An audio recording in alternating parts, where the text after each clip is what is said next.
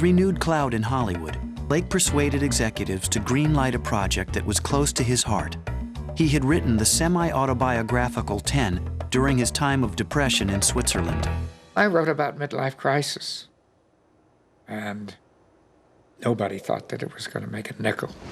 Edwards cast Dudley Moore in the part of George Weber, a man torn between love and his adolescent desires for a sex goddess.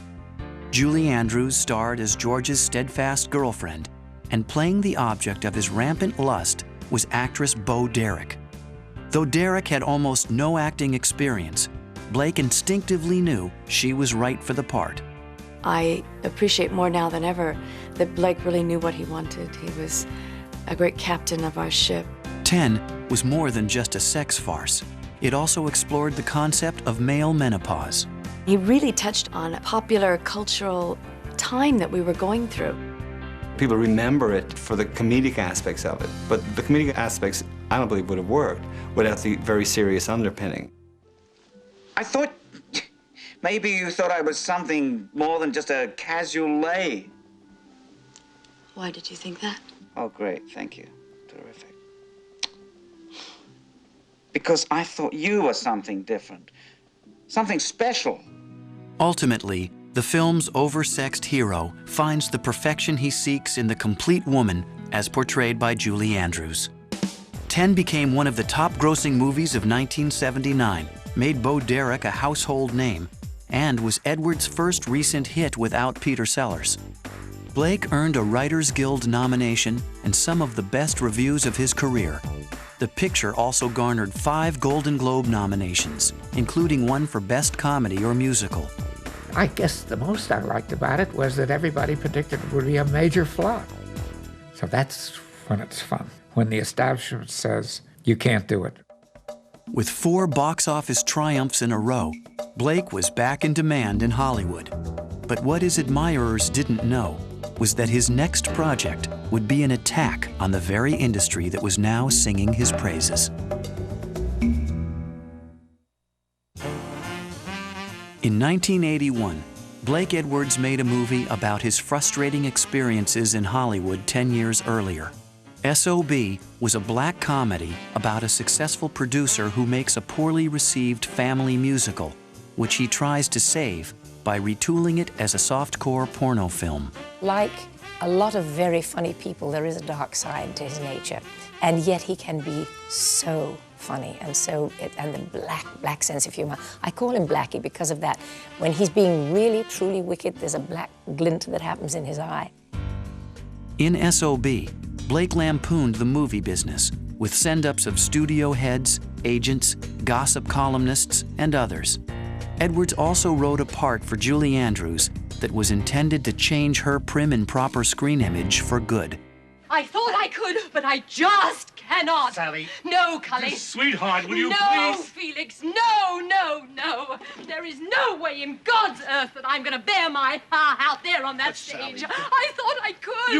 You can. My mind says yes, but my body says no. It was quite tame by the time we finally got around to it. But it was a great joy to make that movie. For 59-year-old Blake, writing and making S.O.B. was both therapeutic and liberating.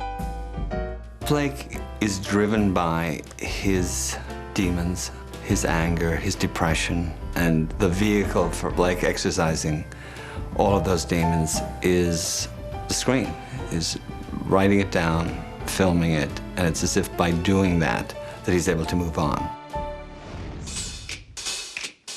In 1982, Blake wrote and directed what many saw as his most ambitious project to date.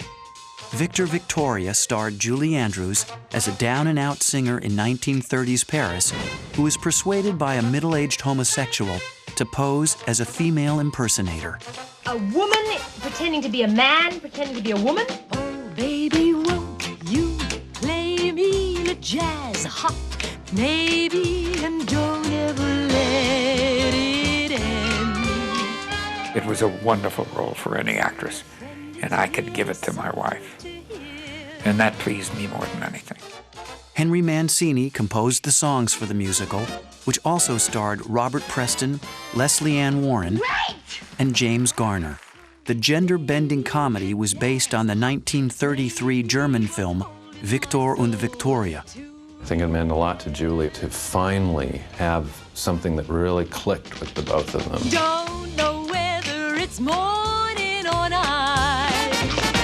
Only know it's sounding right. So come on in and play me the jazz hop, baby, 'cause I love my jazz. Jazz hot.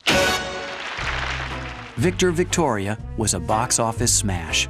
Edwards won a Writers Guild Award for his script, while his direction helped Julie Andrews take home a Golden Globe as the year's Best Actress.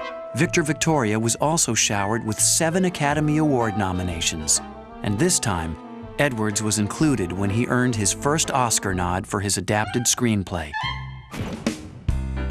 Blake was at the height of his renewed success and was poised to climb even higher. But suddenly, his health began to decline. He took an enormous nosedive into depression and feeling terrible. And he became absolutely sodden for a while, and it was a very difficult time. Everyone around him was incredibly worried. He was wasting away, and he was in deep physical and mental crisis. In 1983, Blake was diagnosed with chronic fatigue syndrome and found himself struggling just to get through each day. He suffered from persistent weakness and depression for nearly 2 years before being able to overcome his illness and return to work. In 1980,